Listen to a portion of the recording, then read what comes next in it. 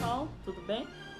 Essa semana a gente vai dar continuidade aqui ao estudo das figuras de linguagem, tá? Vamos para a segunda parte desse estudo. A gente vai estar estudando mais 3 figuras de linguagem. A primeira delas é a sinestesia, depois o paradoxo e depois a ambiguidade. Então, primeiro vamos entender o que significa cada uma dessas figuras de linguagem e vamos ver como que isso acontece num texto do Fernando Pessoa, tá? Então, a sinestesia é quando a gente utiliza uma imagem ou uma expressão para demonstrar sensações, tá? A gente tem aqui no exemplo, ploc, que é um som, uma rã pula. No silêncio da lagoa, que é a gente usa a audição para poder compreender, né, essa expressão.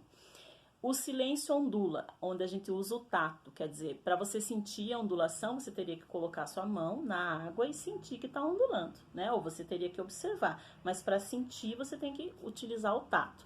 Então, é você utilizar uma imagem, uma expressão, para poder demonstrar sensações, algo que seja sentido pelo ser humano, tá?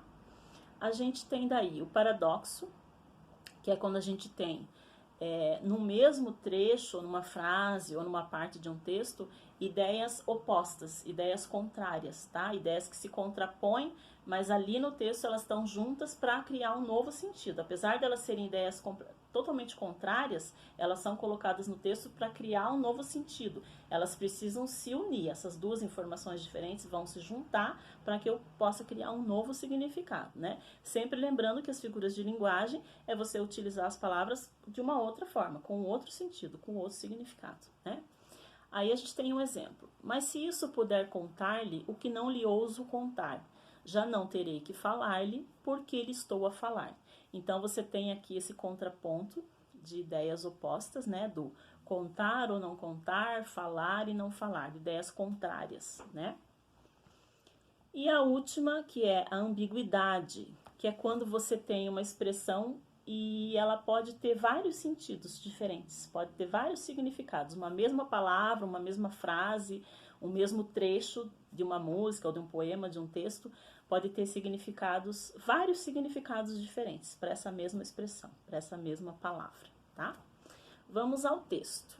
O texto que a gente vai ver é um texto do Fernando Pessoa, né?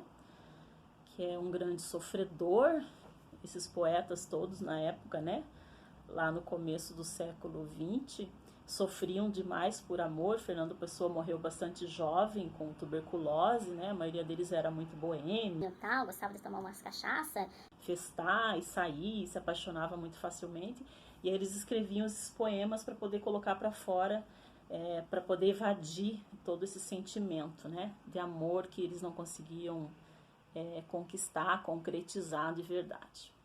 O amor quando se revela. O amor, quando se revela, não se sabe revelar.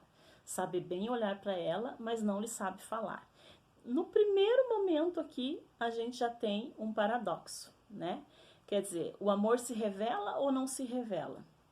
Ele olha para ela, mas não sabe o que fazer. Então, vocês têm ideias contrárias. E quando a gente pensa no significado disso, a gente vai ter um novo significado, né? Porque quando ele fala assim, o amor quando se revela, não se sabe revelar. A gente pode ter aqui, além do paradoxo no trecho todo, a gente pode ter também a ambiguidade, porque você pode ter significados diferentes no revelar aqui, né? Na palavra revelar pode ter vários significados. Então, no mesmo trecho, eu tenho duas figuras de linguagem. O paradoxo da ideia de fazer ou não fazer alguma coisa, que no caso de contar para essa mulher se eu a amo ou não a amo, será que eu devo falar, será que eu não devo falar? Ideias opostas. E eu tenho na expressão revela e revelar uma ambiguidade também, que são significados diferentes. Vamos ver aqui quais são os significados que a gente poderia pensar. Os que eu pensei são o seguinte: o amor quando se revela, quer dizer, quando surge, quando aparece, né? Aparece no coração, no sentido de sentimento, de se tornar uma paixão, e o revelar também de ver aquela pessoa, quando aquela pessoa aparece. Então eu tenho dois significados diferentes aí para a ideia da palavra revelar. Não se sabe revelar. O que quer dizer isso, não se sabe revelar? Quer dizer, ele não sabe o que fazer com aquele amor. Ele viu uma mulher, se apaixonou por ela e ele não sabia o que fazer com aquela paixão, né? Não sabia o que fazer com aquele sentimento. Sabe bem olhar para ela, mas não lhe sabe falar. Então ele não consegue tirar os olhos dessa mulher, por quem ele se apaixonou, mas ele não sabe como chegar nela e dizer que a ama, que está apaixonado por ela, sim, né? Foi uma paixão à primeira vista, pelo que a gente percebe aqui, e a gente vai notar no resto do texto também. Quem quer dizer o que sente, não sabe o que há de dizer. Fala, parece que mente, cala, parece esquecer, né? Ah, mas se ela adivinhasse, se pudesse ouvir o olhar, e se o olhar lhe bastasse para saber que estão a amar. Aqui a gente tem a sinestesia, ó. Ah, se ela adivinhasse, se pudesse ouvir o olhar. Por que ouvir o olhar? Porque dele não precisaria falar, se ela conseguisse ouvir o que ele está dizendo só com os olhos, né?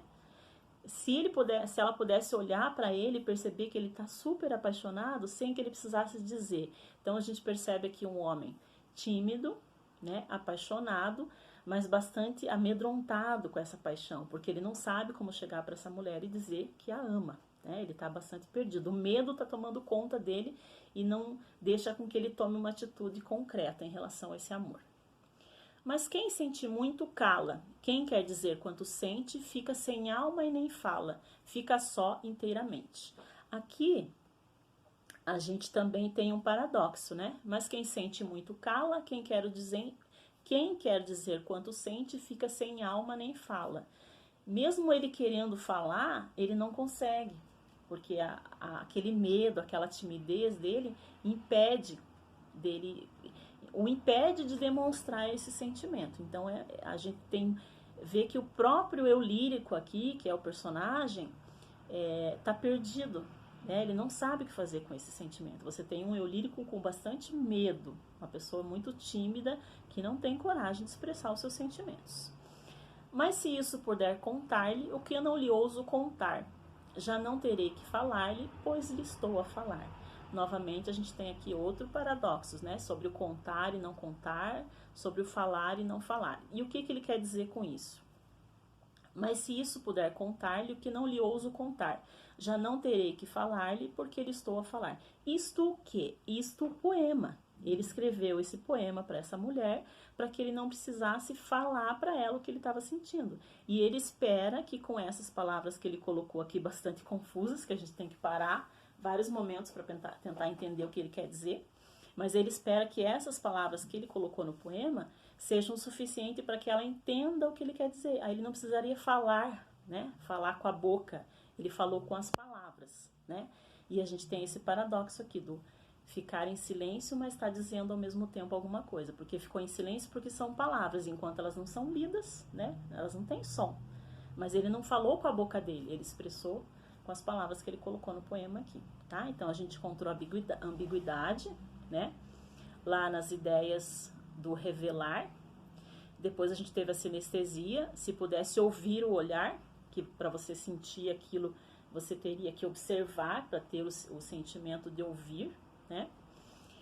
E a gente tem muitos paradoxos aqui que são revelados pelo sentimento de medo do personagem, né? Que é um personagem tímido e não sabe como demonstrar esse amor, tá? Eu sugiro que vocês releiam o texto, porque é um texto um pouquinho complexo mesmo, e tentem imaginar um homem apaixonado, mas extremamente tímido, né? Para demonstrar o seu amor, para poder entender o poema. Essa foi a minha interpretação. Vocês podem ter interpretações diferentes, desde que vocês identifiquem quais são as ambiguidades, as sinestesias e os paradoxos que a gente tem aqui, tá ok? Espero que vocês tenham gostado. Qualquer dúvida é só entrar em contato. Até semana que vem, tá? Tchau!